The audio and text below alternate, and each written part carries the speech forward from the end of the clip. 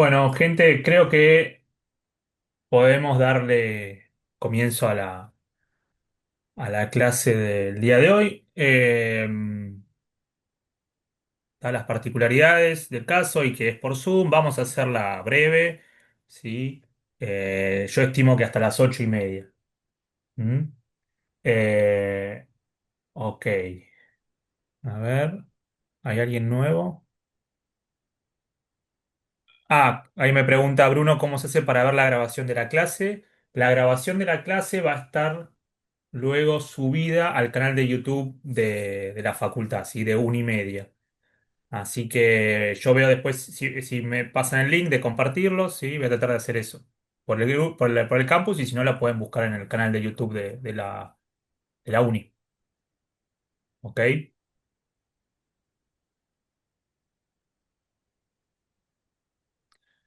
Bueno. Eh, Genial, Bruno. Mm, Listo, vamos a arrancar entonces. A ver, esperen que tengo que ordenarme un poco porque tengo muchas cosas abiertas.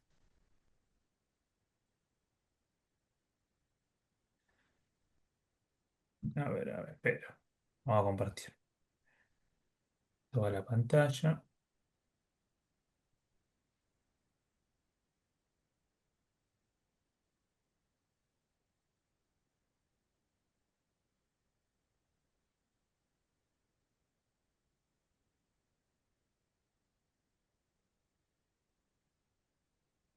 Bueno, a ver.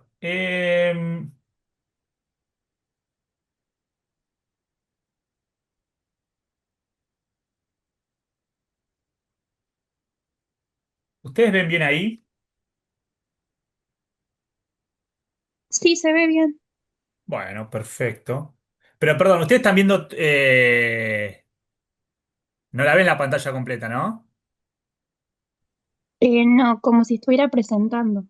Ok, a ver, voy a ver si puedo salir de la modo presente. Mm, No mm. sé por qué me hace esto. Bueno.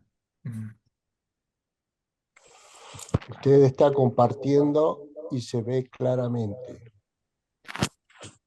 Claro, creo que es porque no tengo que compartir toda la pantalla. Creo que tengo que compartir una parte nomás. Eh, bueno, igual ahí creo que se ve bien, o sea, se ve bastante bien. Sí, profesor. Bueno, un poco para darle cierre, sigo admitiendo gente, perdón. Eh, lo que sería la unidad uno para redondear, eh, y hacemos una pequeña recapitulación. ¿Qué hicimos hasta ahora? Bueno, presentamos la definición de economía, ¿sí? La definición clásica tradicional, y también críticas posibles a esa definición, ¿sí? Vimos varias, como por ejemplo la cuestión de los recursos escasos, si realmente son escasos o no. Y cuando hablo de recursos, concretamente estamos hablando de los factores de la producción, ¿sí? Tierra, trabajo y capital, si quieren. Eh, Luego también discutimos la cuestión, digo, de la mirada excesivamente simplista de la sociedad como una suma de individuos homogéneos, y ahí nos apoyamos para eso en la crítica de Baduri, que yo les presenté en las Filminas. Y bueno, a partir de ahí empezamos a problematizar un poco eso y empezamos a mostrar que existían al menos dos grandes, ¿sí? Tradiciones dentro de la economía, si se quiere, ¿sí? Dos corrientes eh, teóricas, ¿sí? Y epistemológicas y metodológicas, ¿sí?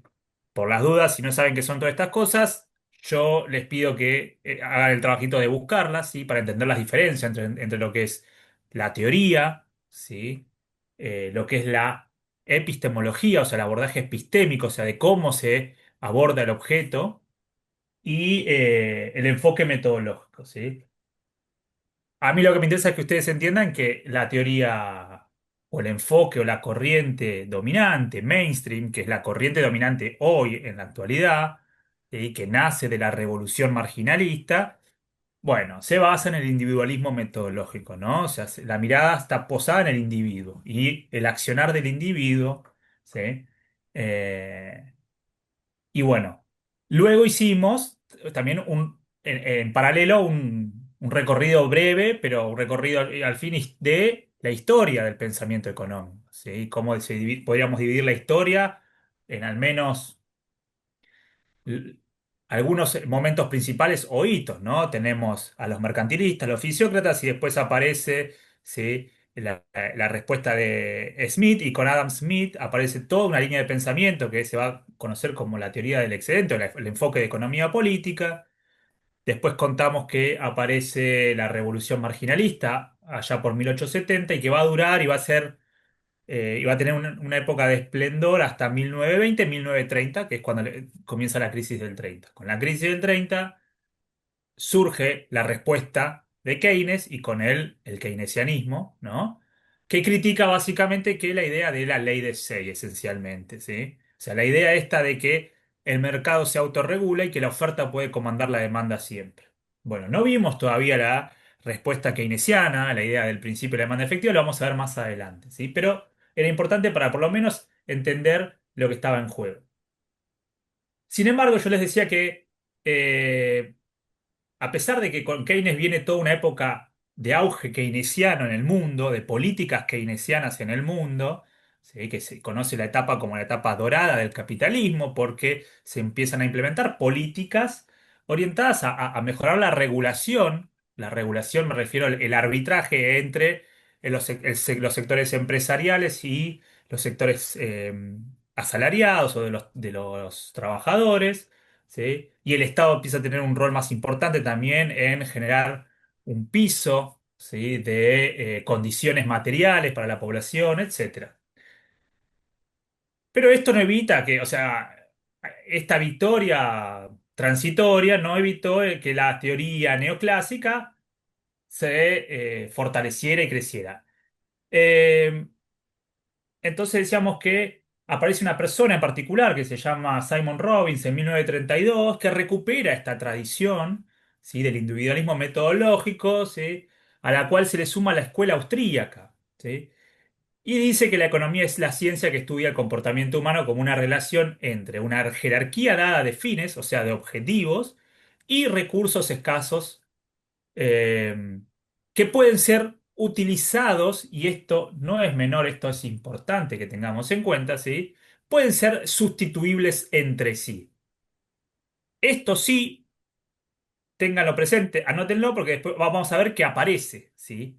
En la teoría neoclásica como un elemento central. ¿Qué quiere decir esto? La sustituibilidad de factores es la posibilidad de cambiar técnicas productivas. ¿Mm? Para elegir la cantidad óptima de capital y trabajo, por ejemplo, ¿no? Entonces, esa idea y la idea de los rendimientos decrecientes va a ser la que va a explicar cómo, ¿sí? los capitalistas producen y cuando producen van eligiendo la cantidad, ¿sí? óptima de trabajo y de capital, ¿sí? Eh, Es decir, estos tipos también sientan las bases de los primeros axiomas sobre la teoría del valor. O sea, recuerden, el enfoque de economía política decíamos que el objeto era la teoría del valor trabajo, ¿no? Tratando de buscar una unidad de medida, ¿sí? Real, que era el trabajo incorporado en las cosas, que nos permitía definir el valor de las cosas y con ello después el valor eh, o de la determinación de los precios relativos de las cosas y en definitiva de la distribución de la riqueza, ¿sí? Era una teoría de la distribución del ingreso, ¿sí? Y de los precios y del valor. Bueno, estos desarrollan una nueva teoría del valor, que es la teoría del valor, ¿sí? Marginalista. Se basa en qué? En la idea de que las personas tienen preferencias, ¿sí? Y esas preferencias no tienen cualquier lógica, tienen una lógica que es racional, es decir, por ejemplo, tiene varios principios, varios axiomas, ¿no? Pero, por ejemplo, el axioma de transitividad, ¿sí? Después, si quieren, yo los puedo mencionar. No es mi objetivo que nos adentremos tanto porque ya es muy específico eso, pero uno de los axiomas que es el de transitividad, ¿qué nos dice? Que si, por ejemplo, yo tengo tres bienes, ¿no? A, B y C. Si yo prefiero B antes que A, ¿sí? Y por otro lado prefiero a C antes que B, por lo tanto, nunca podría preferir a A por sobre C. ¿Por qué? Porque si B, ¿sí?, es preferido a A, o sea, para mí vale más, y a su vez C vale más que B, bueno, por transitividad, si se dice, ¿sí?, nunca A puede valer más que C. Bueno, esa es una cuestión lógica. Eh, no es tan trivial, ¿sí? Pero como eso va a haber varios axiomas, ¿sí?, que van a definir preferencias, o sea, cómo son las preferencias de las personas. O sea, lo que intenta esta teoría es modelizar eso, modelizar las preferencias, y a partir de eso decir, bueno, ¿qué es lo que define el valor de las cosas? ¿Sí? Al momento del intercambio. Y después, muy importante, que lo vamos a ver, esta cuestión de la productividad marginal decreciente, ¿sí? Eh, ¿Qué quiere decir eso? Lo mencionamos, lo fuimos mencionando, pero vale la pena repetirlo. ¿Qué es la productividad marginal decreciente? O mejor dicho, alguno, con lo poco que sabemos hasta ahora, porque vamos muy poquito, todavía no vimos nada, o sea, ni siquiera lo vemos esto, la productividad, pero por lo menos yo les di una idea. ¿Cuál era la idea de productividad marginal decreciente? Si alguno se anima.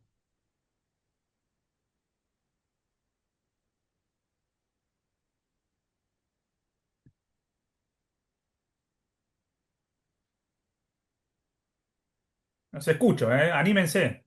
Total, estamos por Zoom, pueden tener la máquina, la pantalla bloqueada.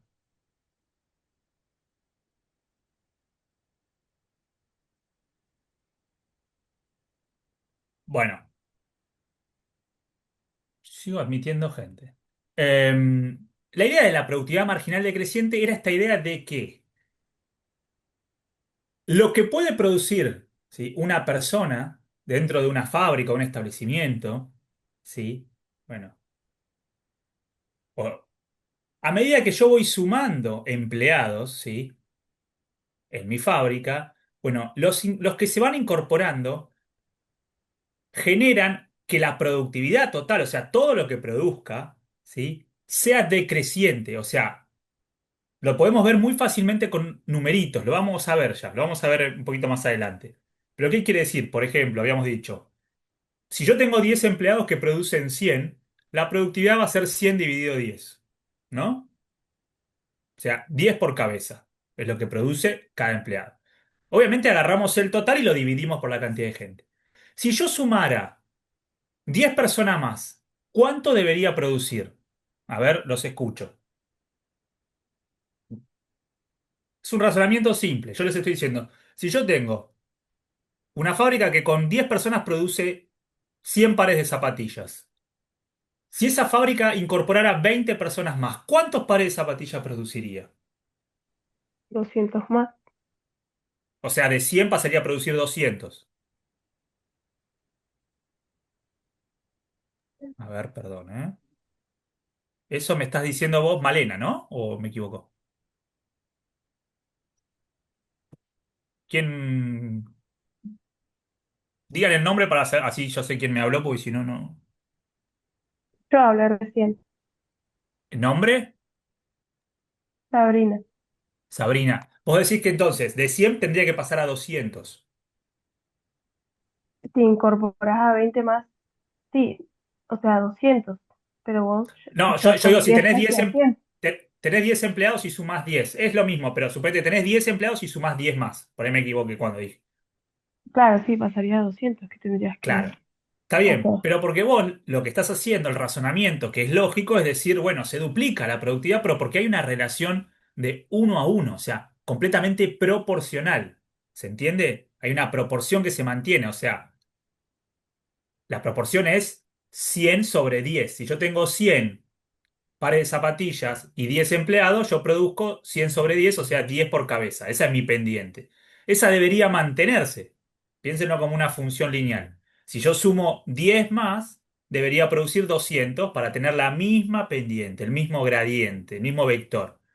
Bueno, lo que dice esta teoría es que no es así, ¿sí? Dice que al principio puede suceder eso, pero que después hay un momento donde empieza a caer. O sea, imagínate que si Tenías 10, sumaste 10 más porque aumentó mucho la demanda de zapatillas y tenés espacio en la fábrica y tenés máquinas para producir. Entonces contratás más gente. Porque en general las empresas hacen eso. Dejan capacidad ociosa. ¿Qué quiere decir capacidad ociosa? Que no trabajan con la fábrica a pleno, con todas las máquinas funcionando. ¿Por qué? Porque siempre tienen que ajustar demanda, porque se puede romper, porque no es lo óptimo, en realidad. Lo óptimo es trabajar a un poquito menor de capacidad. Entonces, imagínate que tenían lugar para sumar. Suman 10 más y la producción aumenta a 200. Pero ahora la demanda sigue creciendo y crece muy fuerte, ¿sí? Entonces, el empresario dice, bueno, voy a sumar 10 más, ¿sí? O sea, de 20 voy a pasar a 30 empleados. Pero ya voy a tener que hacer una pequeña ampliación en el galpón, voy a tener que comprar máquinas, qué sé yo. Bueno, todo eso van a implicar costos, etcétera. El punto es que, y además, como no voy a tener lugar al principio y va a ser esos 10 que sume, ya no me van a pasar a hacer la producción de 200 a 300. No se va a mantener esa proporción, va a caer esa proporción. Entonces yo voy a sumar, por ejemplo, 10 más, voy a pasar de 20 a 30 empleados y la producción va a pasar, imagínate, en vez de 200 a 300, de 200 a 280. Entonces va a caer, ¿sí? Bueno, si yo sigo haciendo eso, eso seguiría cayendo, ¿sí? Entonces esa es la ley de rendimientos marginales, por eso es marginales, porque es en el margen lo que vemos. O sea, no es que la producción cae, la producción crece siempre, pero crece cada vez más lento. ¿Sí? Bueno, esa es la ley de productividad marginal decreciente. ¿Sí? Entonces, estas personas se vuelven como férreos defensores de esto, ¿sí?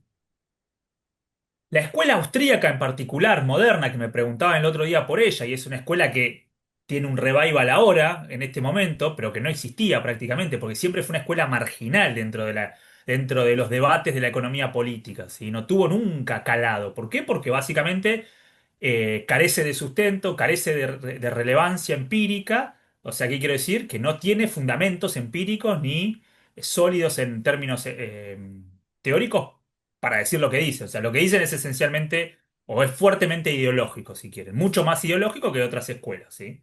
La ideología está presente en todas. Esto es fuertemente ideológico.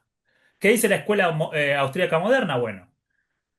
eh, Von Mises habla de la praxeología, que sería la teoría general de la acción racional, o sea, hace una teoría de la acción racional, de cómo se debería comportar, o mejor dicho, cómo se comportan las personas, ¿sí? Libres de todo ruido, ¿sí? Externo, ¿sí? Y la praxeología dice, supone que una acción individual consciente es un prerequisito absoluto para la explicación de cualquier tipo de comportamiento, incluyendo el comportamiento económico, que constituye en realidad un principio sintético a priori que habla por sí mismo, ¿sí? O sea, como diciendo, si la persona fuera completamente consciente, consciente es que conocería todo lo que pasa a su alrededor, debería actuar de esta forma, ¿sí? Entonces, cuando no pasa, lo que ellos dicen, se lo adjudican a lo que pasa alrededor de las personas. La falta de información, el Estado que los engaña, el Estado que trata de engañar a la gente, etcétera, ¿sí? Pero ¿qué es eso? Eso es un mecanismo de defensa de una teoría que no se corrobora. ¿Sí? Lo que concede a la economía su posición peculiar y única en la órbita del conocimiento puro, hablan de conocimiento puro, como si existiera un conocimiento puro y un conocimiento práctico. Y de la utilización práctica de dicho conocimiento es el hecho de que sus teoremas, sus teorías concretas, no son susceptibles de verificación o falsación alguna en el terreno de la experiencia. Lo que están diciendo es muy fuerte, o sea, va en contra de todo el paradigma científico moderno. Es decir, ellos dicen, la teoría si está bien hecha, no necesita que se corrobore en la realidad. Es ridículo. En una ciencia social, por definición, tu base empírica es la gente. ¿O en base a qué lo haces? O sea, ¿en base a qué corroborar, no? Bueno, ellos dicen que no. La medida última de la corrección o falta de ella de un teorema económico es únicamente la razón, sin ayuda alguna de la experiencia. O sea, la razón por encima de todo. La razón como si fuera, eh, o sea, la razón entendida como la lógica, o sea, la lógica deductiva, y ellos creen que en el extremo, o sea, en última instancia, la razón es esencialmente la matemática, ¿sí? O sea, la matemática es siempre, en todo momento, una verdad. Entonces, Como la matemática es una verdad revelada para ellos, bueno, está por encima de todo, ¿sí? No importa los supuestos que uno haga para construir los modelos. En realidad, también la matemática puede ser una gran herramienta sofisticada, ¿sí? Para engañar o para persuadir. Pero bueno, esa es otra cuestión. Algunos seguidores de esta escuela son Rothbard, lo habrán escuchado, es uno de los referentes del presidente, Kirchner o Lachmann, ¿sí? Y comparten los siguientes rasgos: individualismo metodológico, desconfianza de los agregados macroeconómicos, o sea, no creen en la macroeconomía, no creen en el PBI, los precios, el comportamiento de esas variables, no creen que eso sea relevante. Rechazan las contrataciones cuantitativas, econometría, o sea, por ejemplo, están en contra de la econometría, que es las mediciones de las cosas que uno dice, ¿sí? De las teorías. Bueno, es la base de cualquier ciencia, ¿sí?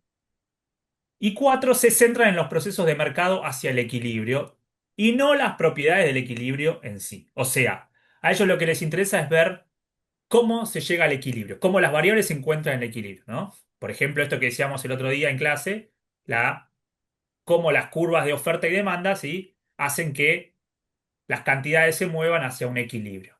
¿Mm? En general, o sea, estos autores lo que develan, lo que dan cuenta, en realidad es un fuerte anti-empiricismo, o sea, están en contra de la evidencia empírica, ¿sí?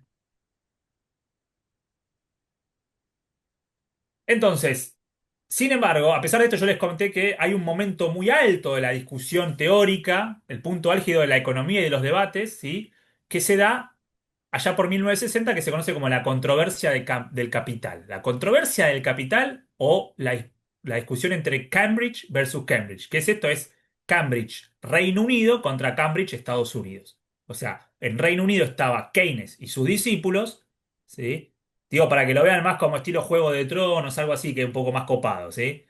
Cambridge era el viejo bastión de Keynes, estaban ahí en su castillo junto con sus discípulos, y en Estados Unidos estaban eh, los otros, ¿sí?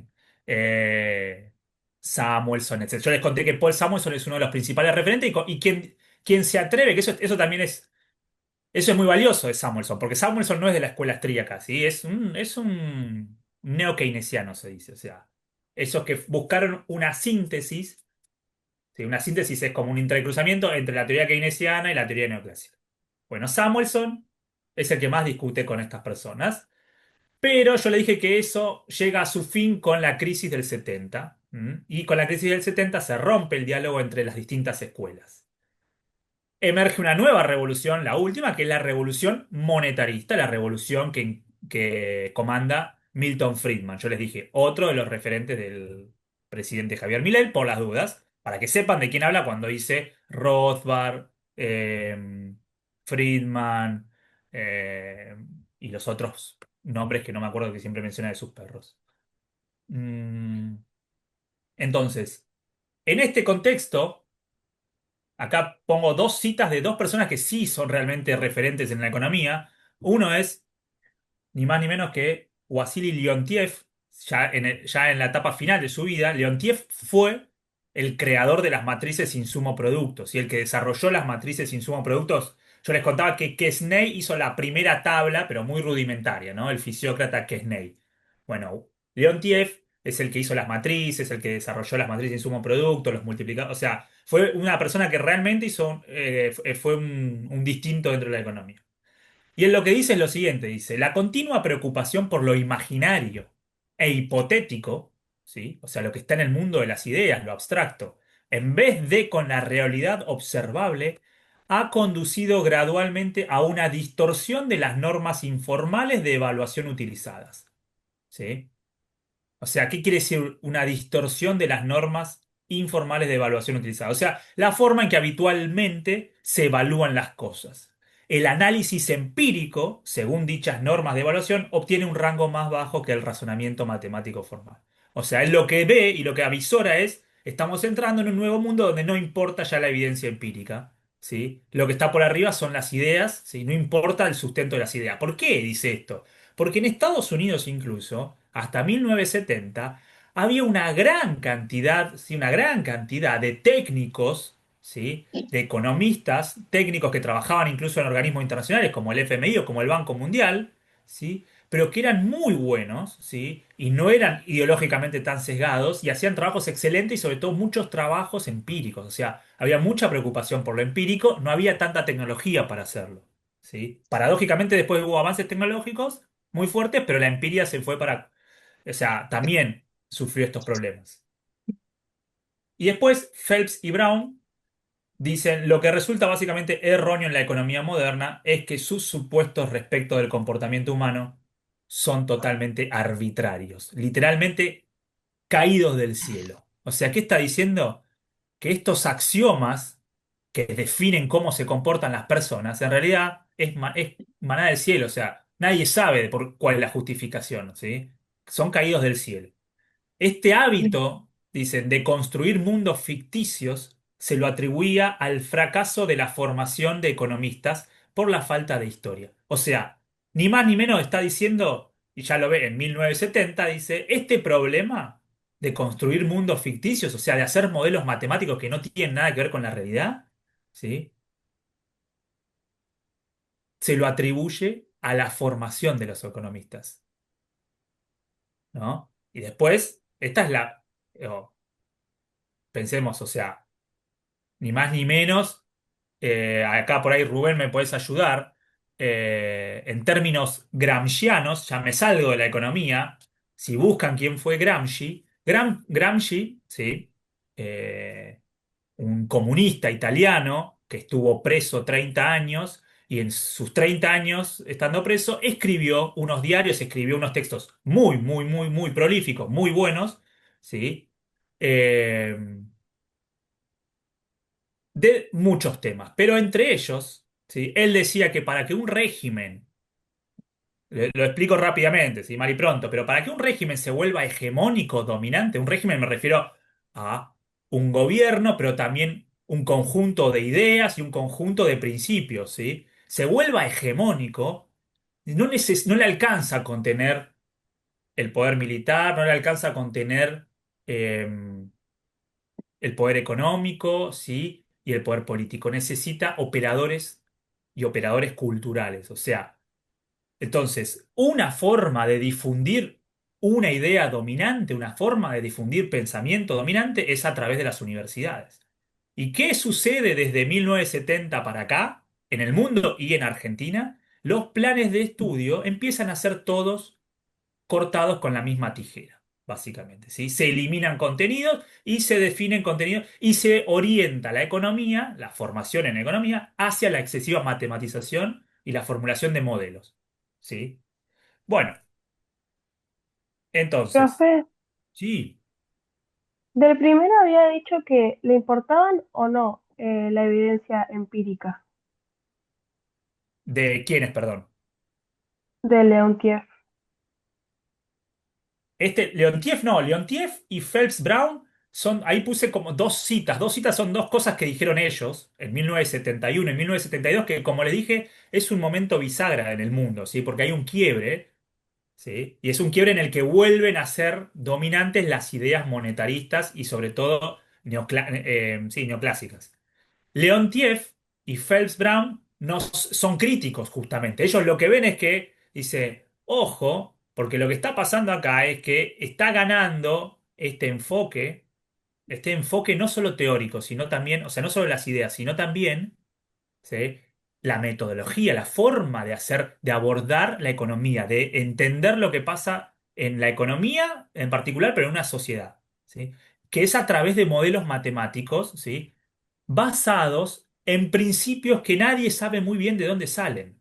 Phelps y Brown lo dice de manera mucho más eh, entendible, dice hacen modelos, ¿sí? Modelan el comportamiento humano y el comportamiento de grupos sociales en base a supuestos totalmente arbitrarios. Arbitrarios quiere decir que los definieron ellos, ¿sí? Entonces, todo el modelo matemático puede ser consistente, puede ser muy lindo en términos matemáticos, ¿sí? Consistente me refiero a que cierran perfecto, te da unos resultados hermosos porque son matemáticos, entonces son inobjetables, pero si los supuestos de los que vos partís no tienen nada que ver con la realidad, y bueno, no sirve de mucho eso. Eso es la observación que están haciendo estas personas. Y ¿por qué ese momento bisagra? Porque es el momento en que se abre la puerta a un nuevo mundo, que es el mundo en que vivimos hoy casi, ¿sí? O sea, en el medio hay algunos quiebres, pero desde 1970 para acá, ¿qué pasa? Yo les dije, comienza la globalización y comienza el despliegue de las políticas neoliberales. En Argentina, ¿sí? Desde el año 70, 76 específicamente, hasta el año 2001, los modelos económicos, sean gobiernos dictatoriales, gobiernos democráticos, y gobiernos democráticos liberales, todos van hacia un enfoque, o sea, todos están enmarcados en políticas que se basan en estas ideas, ¿sí? Se pierden las ideas heterodoxas, las ideas que estaban antes, las ideas de industrialización, de desarrollo equilibrado, etc. O sea, digo, se pierde todo eso y se apunta a darle mucha, mucha, mucha importancia al mercado y poca, poca importancia al Estado, ¿sí? Básicamente, en términos básicos. Bueno, eso se rompe a principios del 2000 porque hay una crisis acá y en el mundo, ¿sí? Hay una crisis muy fuerte en el mundo también. Acá es una crisis fenomenal, ¿sí? Existencial, es una crisis de ruptura, de un punto de inflexión muy grande, pero en el mundo también. Y del 2000 para acá, bueno, podemos analizar la historia reciente, hay ciertos cambios, hay cambios que se están dando, que estamos viviendo ahora profundos, incluso muy recientes, ¿sí? O sea, hace 2 años nada más, 2022 un tipo que se llama Jake Sullivan, si quieren búsquenlo, Jake Sullivan era eh, el jefe ¿cómo se llama? De las Fuerzas Armadas, pero muy, muy, muy, muy, o sea, tiene un rol muy importante, creo que jefe de Fuerzas Armadas o jefe de Estado, no me acuerdo, de Estados Unidos, ¿sí? O sea, para que tengan una idea. Estaba Joe Biden, que era el presidente anterior a Trump, y estaba este tipo abajo, prácticamente. Bueno, él da un discurso en el año 2022 que yo se los voy a traer para que lo analicen porque realmente está muy bueno, donde justamente lo que hace es criticar todas estas teorías que crearon ellos, porque salen de Estados Unidos, o sea, Estados Unidos es el centro de creación de estas ideas, y que las desparrama por el mundo a través de políticas y a través de otras instituciones. Bueno, él revisa para atrás y dice, hay determinadas cosas en las que creímos que no estaban erradas. Empezando por la idea de que el mercado se regula siempre solo en todo momento y en todo lugar. Bueno, evidentemente no es así, dijo. Y de ahí empieza, ¿sí? O sea, una crítica muy fuerte a sí mismo. Entonces, estamos viviendo un momento particular en el mundo. Pero bueno, eso es para cerrar un poco la trayectoria histórica. Pero a mí me gustaría que se queden con eso y ahora algunas ideas básicas, ¿sí? De la teoría marginalista o la teoría neoclásica, como para ordenar un poco la cuestión. ¿Qué es lo que asume, básicamente? Asumir es algo que uno supone, ¿sí? Con lo que uno empieza. Vos decís, por ejemplo, yo asumo que por ejemplo, ¿no? Digo, no sé, o sea, en un ejemplo económico, ¿no?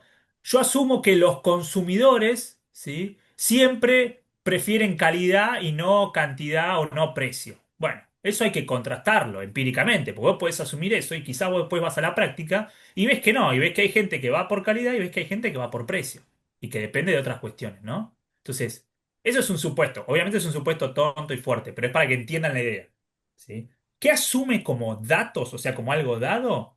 Las circunstancias de las cuales es posible derivar funciones de oferta y demanda. O sea, ellos asumen ciertas cosas que dicen, con esto yo construyo mis curvas de oferta y demanda, ¿sí?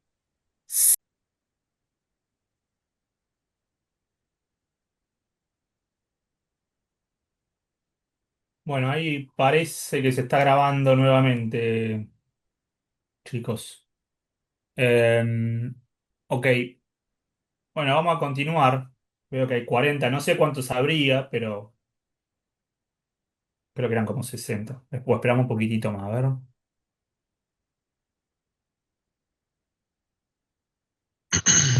69 éramos, profe. Bueno, esperemos un poquito.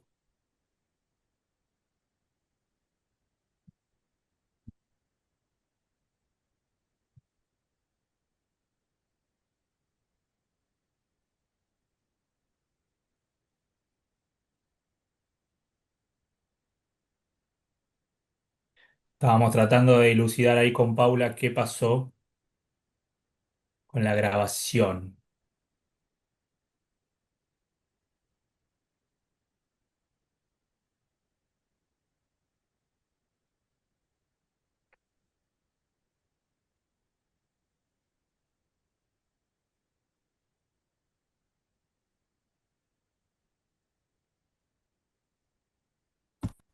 Em,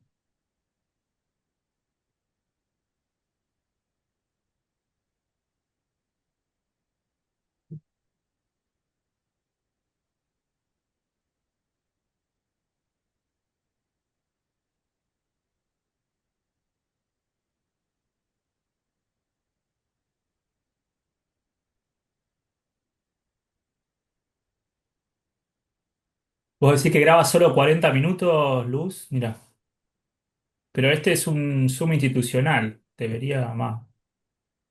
Sí, profe, y Meet igual hace lo mismo. Mira. No, sí, yo en mi cuenta personal sé que son 40 minutos, pero bueno, como este es de la uni, em, pensé que no, pero está bien. Bueno, a ver, ¿cuántos somos ya? 52. Estamos para empezar, ¿no? De última voy admitiendo. Ok, entonces,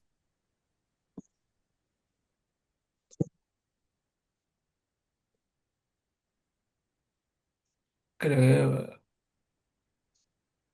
sí, pero yo entiendo que esta es una cuenta paga de la universidad.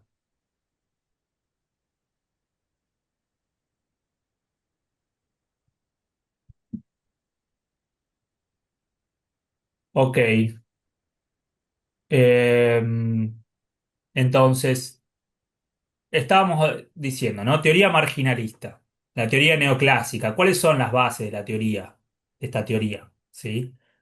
Que vamos a ver que ahora van a empezar, porque mi idea ahora es arrancar con la segunda unidad.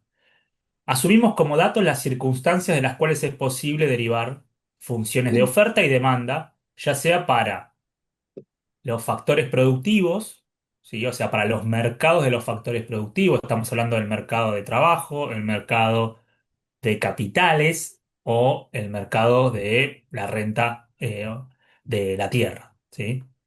Y como para los mercados de los productos, ¿sí? O sea, los mercados de todos los bienes y servicios que habitualmente demandamos.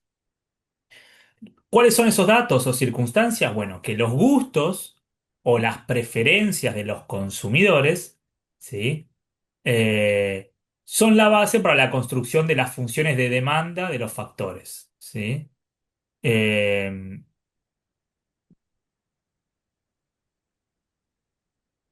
de factores y de bienes y servicios. O sea, ¿qué quiere decir esto? Que vamos a pensar siempre todo en términos de algo en relación a otra cosa, ¿se entiende? O sea, yo prefiero esto respecto de esto. Siempre voy a comparar una cosa contra la otra, ¿sí? Entonces, todos los bienes y mercados van a estar comparados contra algo, ¿sí? Eh,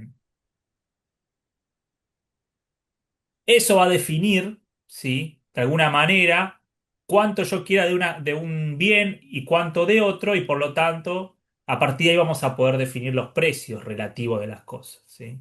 Lo mismo en el mercado de trabajo. ¿Cuánto de trabajo quiero versus otros factores? Por ejemplo, cuánto de capital. De ese análisis que vamos a hacer y que la teoría asume que es perfectamente sustituible, o sea que podemos reemplazar un bien por otro. O sea, yo puedo cambiar, por ejemplo, una unidad de capital, capital me refiero a maquinaria, ¿sí? Por ejemplo, una máquina de coserla. ¿Me escuchan? ¿Me escuchan ahí, chicos? Sí, Sí. profe, se escucha. Ok. Lo que digo es, si se entiende, lo que nos dice esta teoría es que son perfectamente intercambiables, por ejemplo, los factores de producción. Yo puedo cambiar.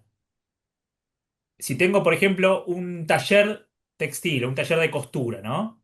Y tengo maquinarias que serían, por ejemplo, las máquinas de coser, las máquinas de engrampar, etcétera, y tengo personas.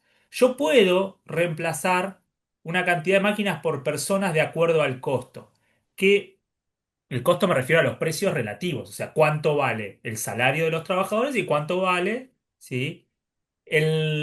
La tasa de interés o el rendimiento del capital. O sea, cuánto tengo que pagar para o pedir plata para comprar maquinaria, ¿sí?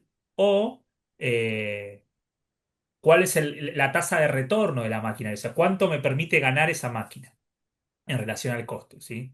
Que sería como la tasa de retorno. Eso ya lo van a ver más adelante, ¿sí? Son dos formas de verlo. Pero eso sería el precio del capital, ¿sí? Em, Eso tiene sentido en algún punto, ¿no? Pensar que uno puede, qué sé yo, decir, compro una máquina más nueva y reemplazo tantas personas, ¿sí? Saco. Ahora, no es siempre así, ¿sí? No es tan así.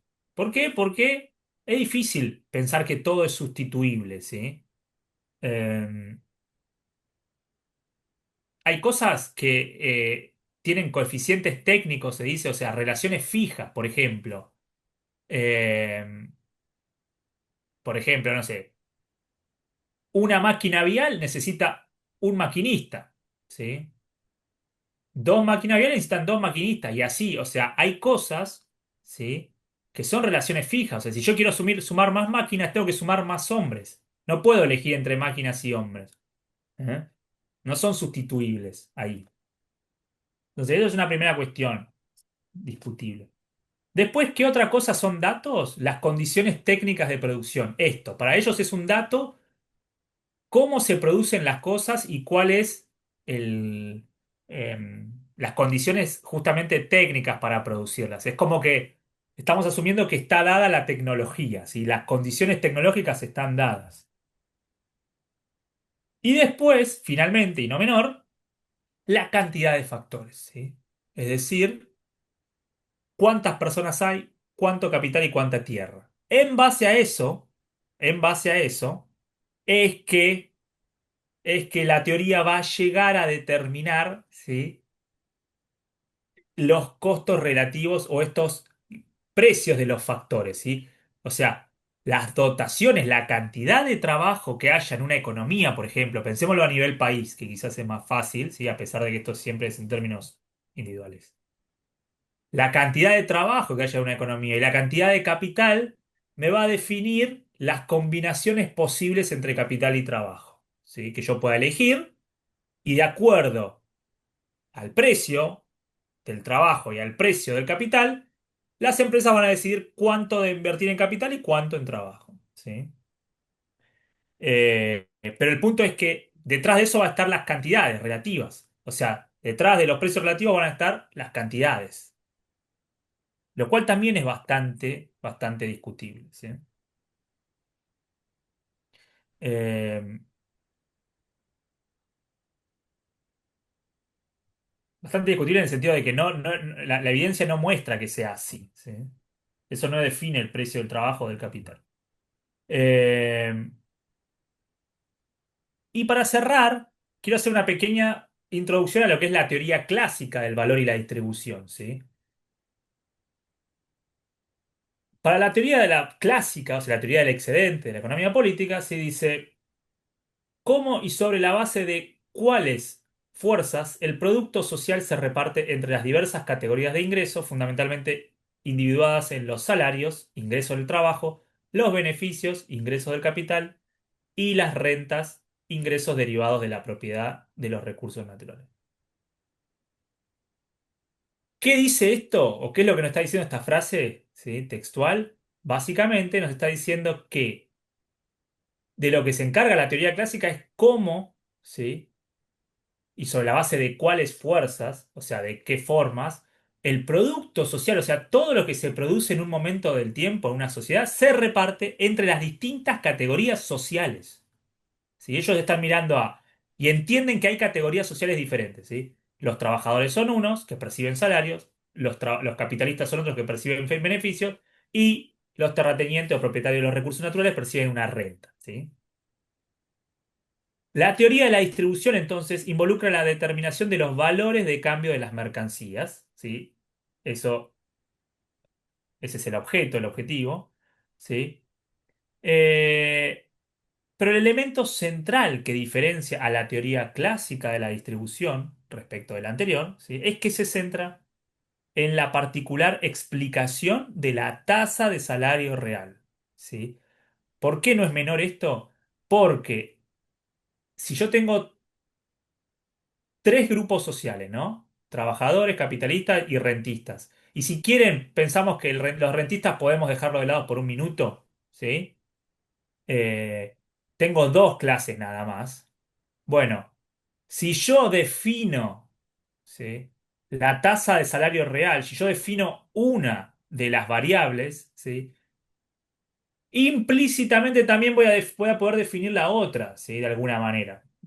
Entonces, el punto es que acá la discusión va a estar por qué se define, o sea, qué es lo que viene determinado por el contexto, ¿sí? Si la tasa de salarios o la tasa de ganancia. Bueno, pero esa discusión que se va a dar hacia adentro de la economía política, ¿sí? Entiende que existen grupos sociales y entiende que hay factores, y perdón, y que la retribución de esas categorías, tanto el salario como los beneficios, alguna de las dos, está determinada por condiciones institucionales, históricas y hasta culturales.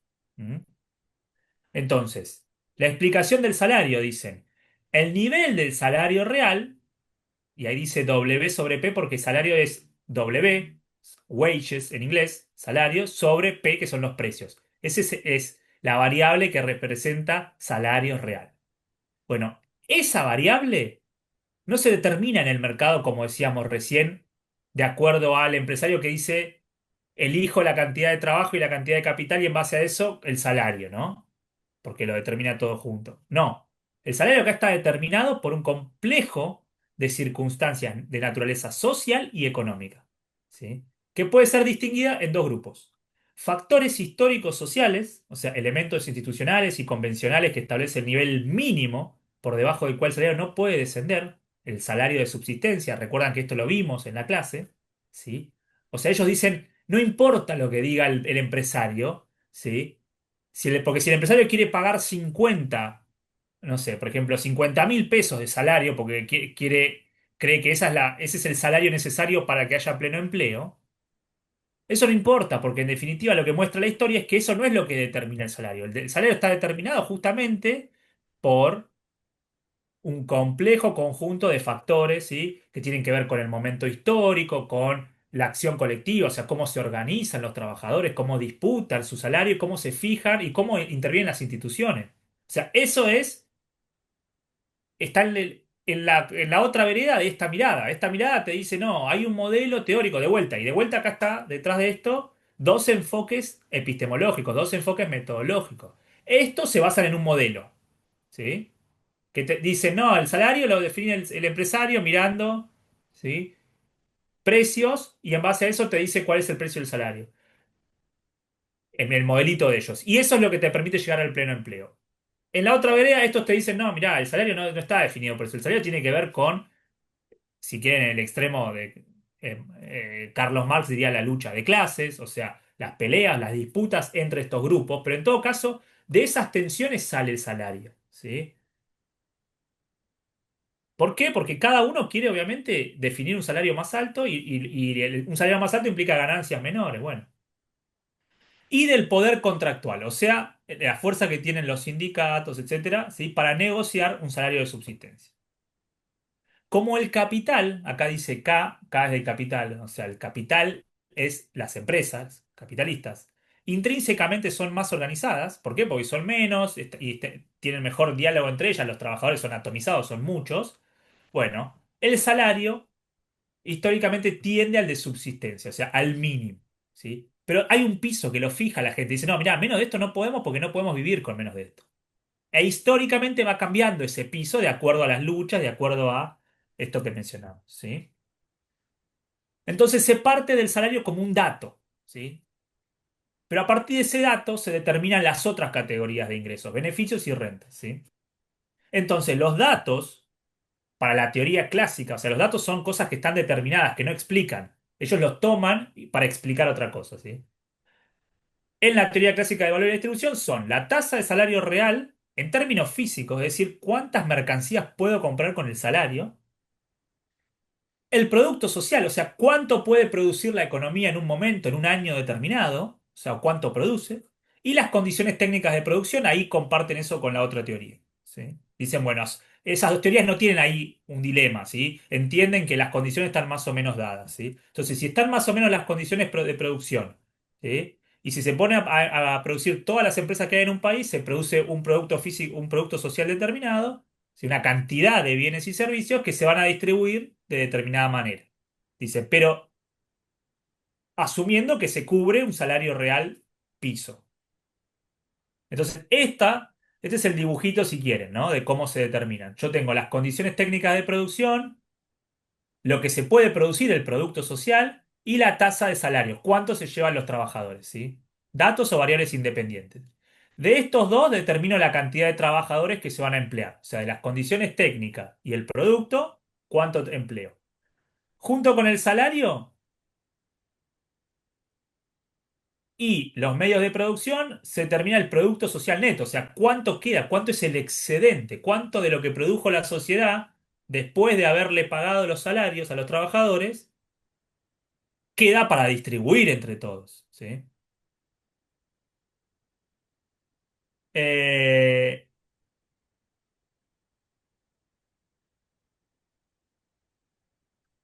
entonces, el producto Profe, social y... Sí, ¿ese documento dónde está? no está subido, lo voy a subir, ¿sí? Ah, bueno, profe, gracias. Pero todavía no quiero por lo menos que pasemos a la unidad 2, ¿eh? Y para que ustedes puedan leer algo de esto. Eh, entonces, una vez que se calculan los salarios agregados, o sea, la masa salarial, o sea, el salario por la cantidad de trabajadores, P por Q, hacemos el salario mínimo o el salario de subsistencia por la cantidad de trabajadores, me va a decir cuánto es de todo el producto social lo que se llevan los trabajadores, ¿sí? Y lo otro va a ser el ingreso que queda excedente, ¿sí? Y cómo se reparten beneficios y renta. Esa va a ser la lógica de esta teoría, que es distinta a la primera. Bueno.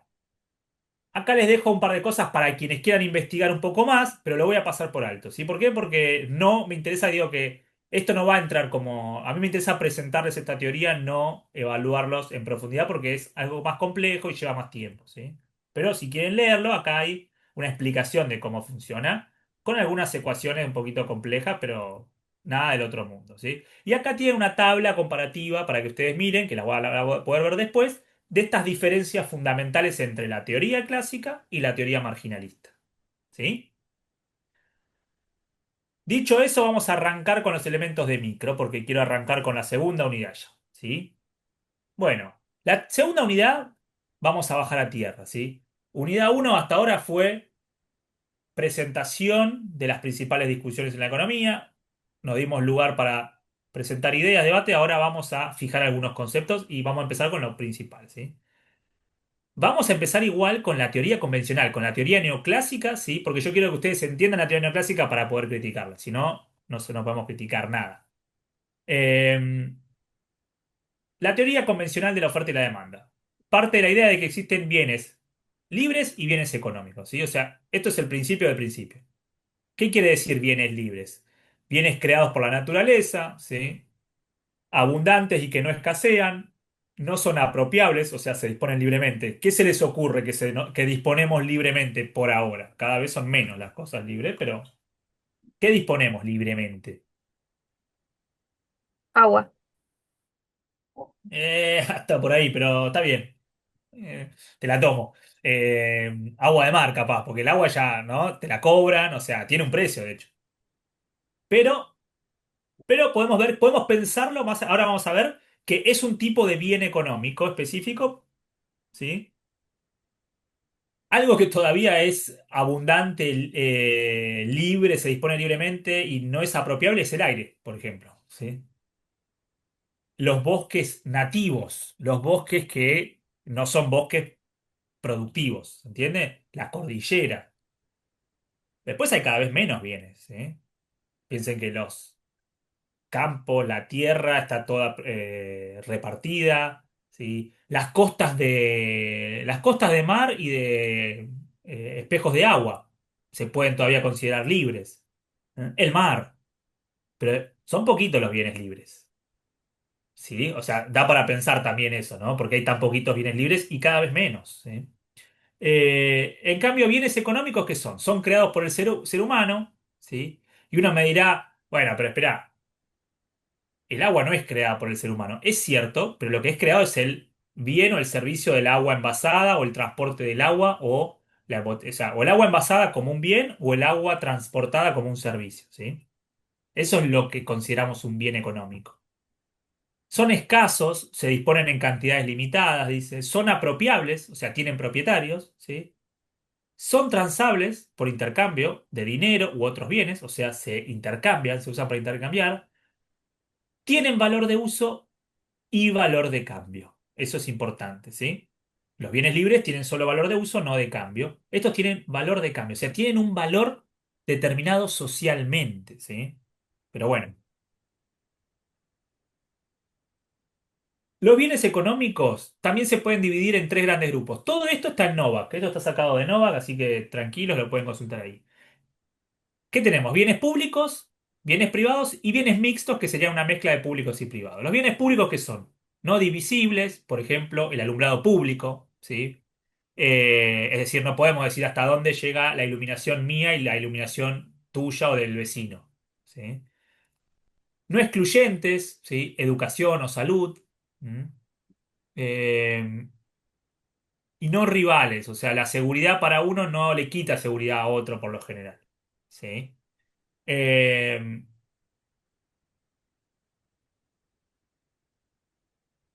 a ver, no quiere decir que todos los bienes públicos sean provistos por el Estado, ¿eh? Ojo. Las rutas son un bien público provisto por el Estado, ¿sí? Pero el Estado también provee bienes que tienen precio, ¿sí? Y que por lo tanto son excluyentes, ¿sí? Y que tienen rivalidad y que son divisibles, pero, perdón, que no son divisibles. Eh, no, perdón, sí, que son divisibles, ¿qué estoy diciendo? Los bienes privados son los bienes que tienen un precio, ¿sí? Que los fija el mercado y los fija un privado, ¿sí? Y los mixtos son esto que decimos, ¿sí? Bienes que pueden proveer tanto el sector público o pueden ser de carácter público y privado, ¿sí? Por ejemplo, la educación. La educación la puede brindar el Estado de manera libre, pública y gratuita, o la puede brindar también el sector privado a un precio. ¿Qué otros bienes, por ejemplo, conocemos mixto que se les ocurran? ¿Qué otros ¿Puede ser, bienes? Pues, ¿cómo? puede ser salud? Sí, la salud también es pública y también es gratuita. O sea, acá en Argentina tenemos un sistema de salud público y gratuito, ¿no? O sea, vos podés ir a atenderte al hospital y te atienden y no te cobran, pero también puedes ir a un hospital privado donde te cobran, ¿no? Eh, ese es otro. Otro, por ejemplo, otro caso es también el de... o sea, un caso interesante, por ejemplo, de bienes que tienen un precio, ¿sí? Pero que son provistos por el sector público es, por ejemplo, fármacos, ¿sí? Hay laboratorios públicos que producen vacunas, pero que se venden, ¿sí? O no, porque a veces el Estado decide hacer campañas de vacunación gratuitas, ¿sí? Eh,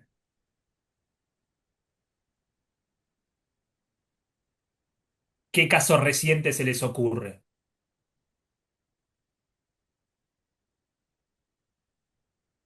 ¿Qué caso muy reciente tuvimos donde el Estado se encargó de cubrir una parte importante de la vacunación? La pandemia del COVID. Muy bien, muy bien. Ok. Eso, los test serológicos y demás, ¿sí? Que no quiere decir que no sean, no quiere decir que no tengan un costo esos bienes, las vacunas, los test y demás. Tienen un costo, claro que sí, pero no tienen un precio de venta, ¿sí? ¿Por qué? Porque el Estado se encarga de cubrir el costo para justamente que sea de acceso libre y gratuito. ¿Mm? En otros casos no, en otros casos el Estado cobra por determinados servicios o por determinados bienes. Bueno, bienes, tanto públicos, privados o mixtos, se intercambian en mercados. ¿Qué son los mercados? Bueno, los mercados es esencialmente, o sea, la definición es muy simple, ¿sí? Es esencialmente el lugar, que puede ser físico o virtual, hoy cada vez la virtualidad tiene un peso más importante, donde se transan, intercambian, ¿sí? Entre oferentes y demandantes, o sea, gente que ofrece y gente que demanda, ¿sí? Bienes. Hay tantos mercados como bienes posibles y servicios posibles.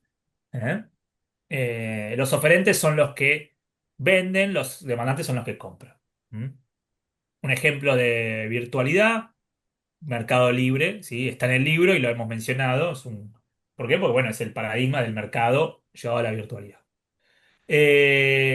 Los mercados, vamos a ver más adelante, que varían según el poder de mercado de los agentes. ¿Qué quiere decir? Dependiendo, ¿sí? Las características de los agentes, ¿sí? El poder de mercado. A ver, perdón, levantó la mano Cami. ¿Querés hablar, Cami? Sí, tengo una pregunta, porque recién dijiste que el Estado también puede cobrar. Sí, Entonces, ¿ahí sigue siendo un bien público o es un bien privado? Mm, buena pregunta. no, Buena notable. pregunta. Ese sería un bien de carácter privado gestionado por el sector público. Estuvo todo el día ahí. ¿Sí? Ah, Por ok, ejemplo, ok. tenemos casos también donde, por ejemplo, el Estado desliga parte de determinados servicios, ¿sí? La energía, eh, los registros de automotores, etcétera, ¿sí? Donde se pagan tasas, se pagan trámites, pero son gestionados o por el sector público o por privados, pero a quienes le otorgan concesiones el sector público. O sea, después podemos encontrar distintas variantes, ¿sí? Dentro de los tipos de bienes. ¿Mm? Los públicos son cuando justamente no hay exclusión, o sea, ¿qué quiere decir que no haya exclusión? Además de división y no rivalidad. No hay exclusión, quiere decir esto. O sea, que el precio no es excluyente, ¿sí? Si hay un precio, ya por definición hay algo que te está excluyendo, porque quizás todos los pueden pagar, pero quizás haya alguien que no, ¿sí? O sea, el problema es que hay una condición para acceder a ese bien. Cuando la salud es pública y gratuita, no hay un precio que pagar, ¿sí? No quiere decir que no tenga un costo, de vuelta. ¿Sí? La salud tiene un costo para el Estado, claro que sí, pero no se le cobra un precio al usuario, al consumidor. Por lo tanto, es de acceso libre para todos. Eh, ¿Se entendió y Camila, Sí, ¿no? gracias, profe. Sí, gracias. Ok.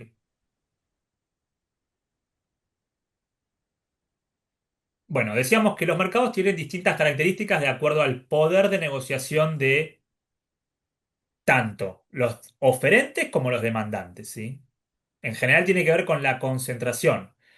Hay un mercado muy particular que se usa como referencia y sobre todo en la teoría convencional, la teoría neoclásica, que es el mercado de competencia perfecta. ¿Qué sería el mercado de competencia perfecta? Bueno, es una entelequia, una entelequia, es una construcción teórica, ¿sí?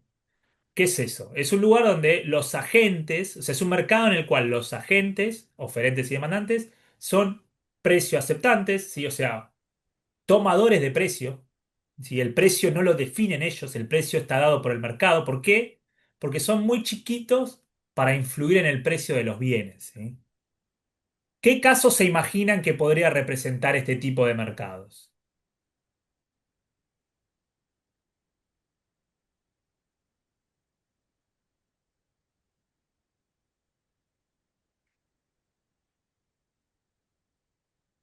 Bueno, hay varios mercados en los cuales eh, los Los oferentes, molinos, los molinos, me refiero por ejemplo, los que hacen harina y demás.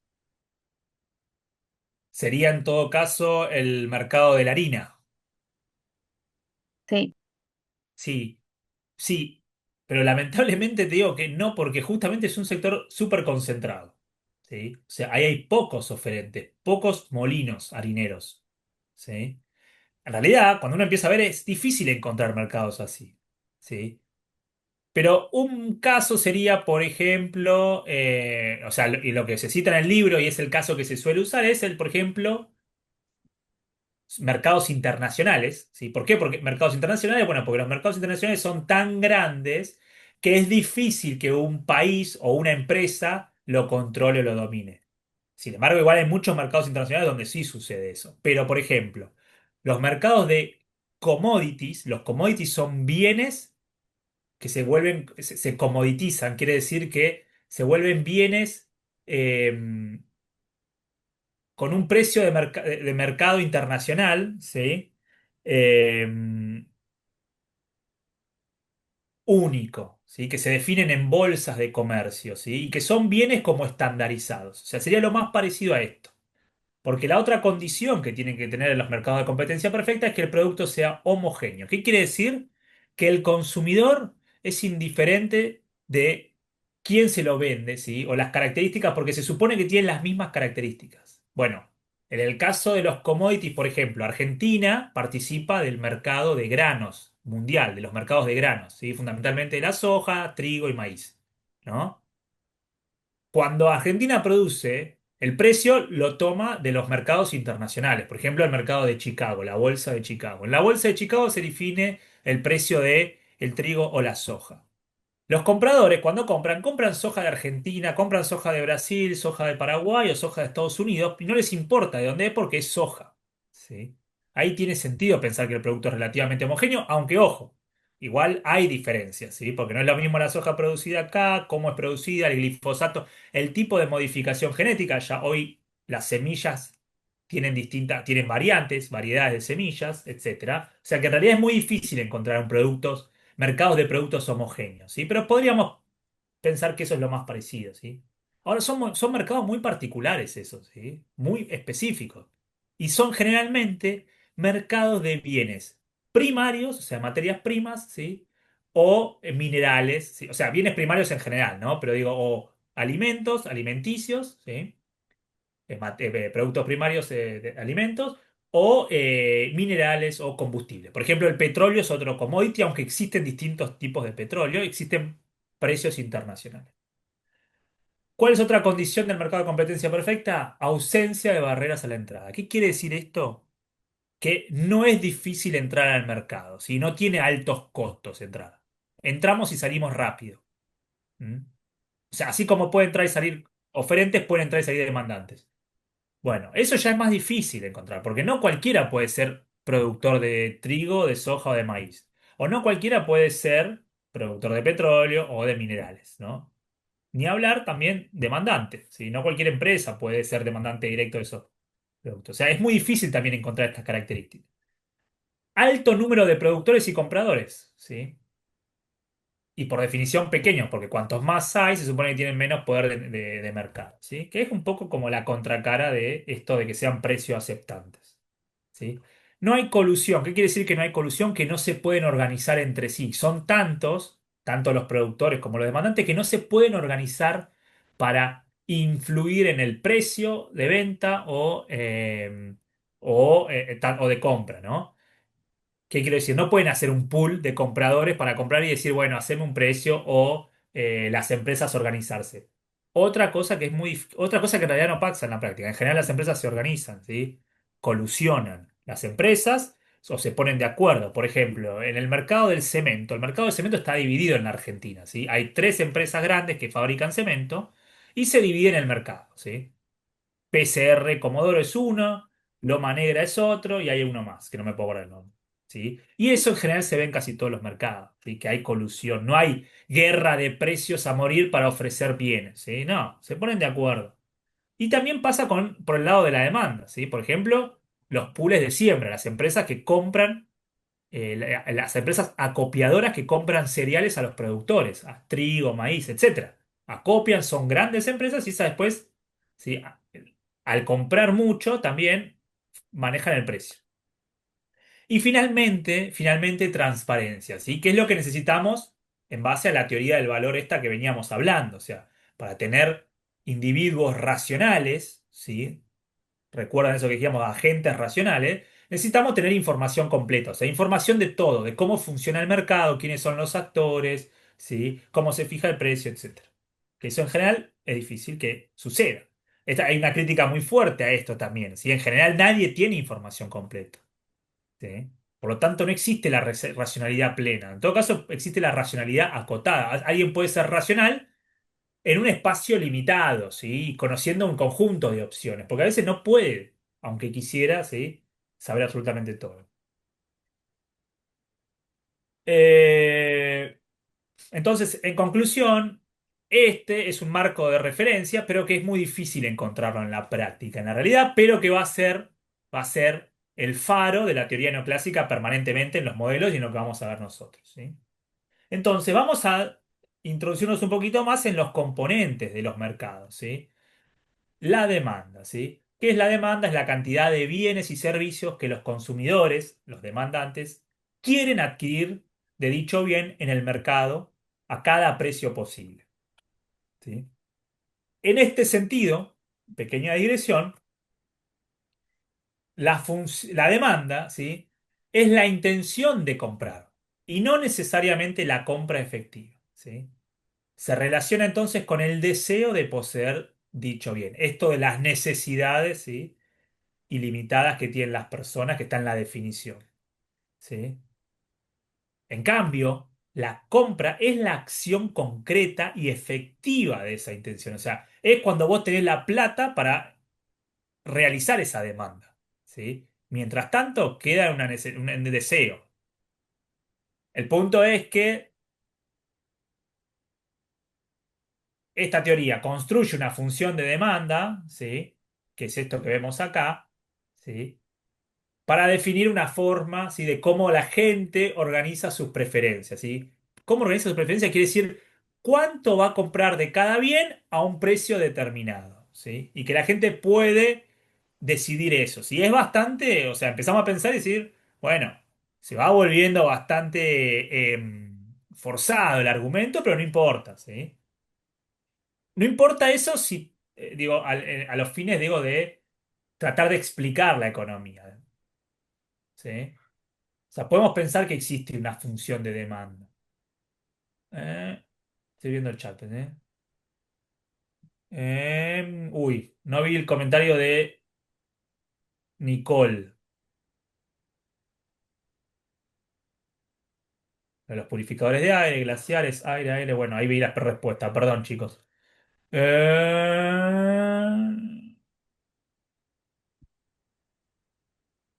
ok, entonces, pensando desde este lugar, ¿no? Que tenemos una función de demanda, ¿sí? Que no quiere necesariamente cuánto se va a consumir, ¿sí? De hecho, paréntesis. Cuando veamos a Keynes, Keynes habla del principio de la demanda efectiva. ¿Por qué habla del principio de la demanda efectiva? Bueno, porque habla de la demanda efectiva, o sea, lo que realmente se gasta es lo que incide en las decisiones de producción. O sea, la función de demanda, esto de los deseos, la intención de comprar, no. Pero bueno, estamos acá tratando de entender la teoría neoclásica desde un enfoque individualista, o sea, parado desde los individuos. O sea, piensen siempre que hasta ahora estamos hablando siempre desde la mirada del individuo, ¿sí? Entonces, el individuo va a demandar, acá Q, acá hay un poquitito de matemática, pero no se asusten. Q es las cantidades que va a demandar, ¿sí? Sería la demanda de un bien A. Llamémosle A, por ejemplo, agua. ¿Sí? Volvamos al ejemplo del agua. Bueno, ¿cuánto quiere comprar una persona de agua? ¿Sí? Va a depender, va a ser una función, F significa función de, entre paréntesis, al menos cuatro elementos, ¿sí? ¿Cuáles son esos cuatro elementos? El primero, el más importante, el precio del agua, ¿sí? O sea, si el precio está a un nivel, yo voy a demandar tantas cantidades de agua. Si el precio, y ahora vamos a verlo, se mueve, yo voy a demandar más o menos. Y después hay otras variables que no tienen directamente que ver con el mercado del agua, pero que igual van a influir en la función de demanda. ¿Cuáles son? El ingreso, vamos a llamarlo Y, ¿sí? Al nivel de ingreso, la cantidad de plata que hay o la cantidad de ingreso que tiene el individuo, G sub C van a ser los gustos del consumidor y P con B chiquita va a ser el precio de otros bienes. ¿Sí? El precio de otros bienes puede impactar en el precio del agua. ¿Sí? Entonces, acá entra una condición importante. Para analizar el efecto parcial, o sea, el efecto de cada uno de estos elementos por separado sobre la demanda, tenemos que usar una condición, que es una condición que se llama ceteris paribus, que matemáticamente es fácil de explicar, pero ustedes todavía no vieron derivadas parciales, entonces no tiene sentido que entremos ahí, ¿sí? Pero por las dudas yo les dejo ahí expresado, eso representa que conceptualmente, ¿sí? Implica que ver qué pasaría si se mueve cualquiera de estas variables, el precio, la cantidad de ingreso de la plata que gana una persona, los gustos, si cambian los gustos, o el precio de otros bienes, por ejemplo, de la Coca-Cola, ¿sí? Cuando los otros están fijos, o sea, no varían. Ese es el análisis que se hace. ¿Qué pasa cuando se mueve uno y los otros no? ¿Sí? Para conocer el efecto parcial, justamente. ¿Sí? Eh, entonces,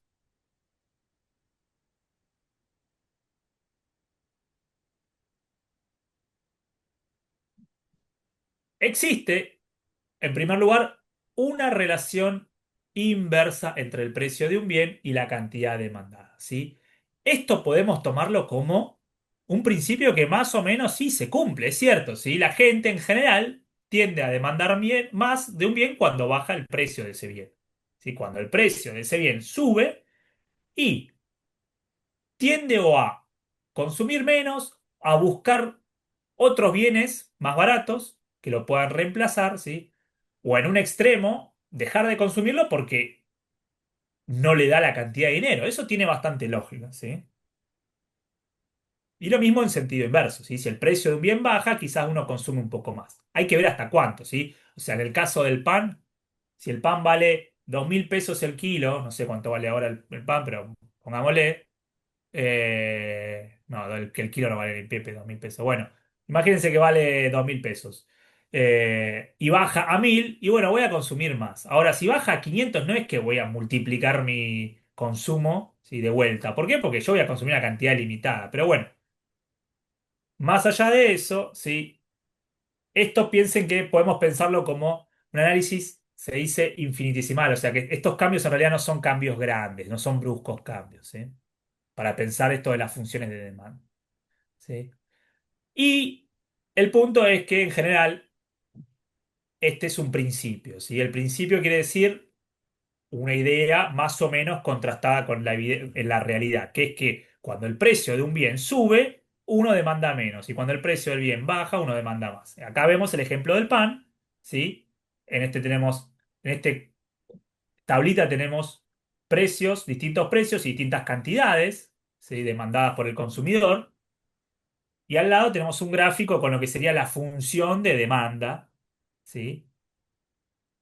Asumiendo ceteris paribus, o sea, yo digo, todo lo demás no se mueve, entonces puedo hacer un gráfico, ¿sí? Entre las cantidades y el precio y ver qué pasa.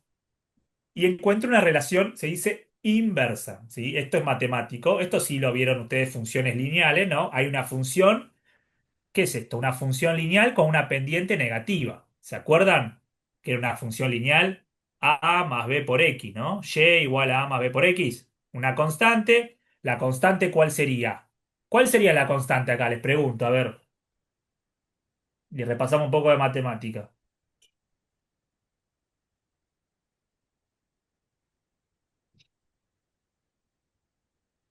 ¿Nadie? ¿Se anima? Eh, Se rifa medio punto de examen parcial. Nada. Arriesguen, che. Función lineal tienen que haber visto. O algo vieron, ¿o no?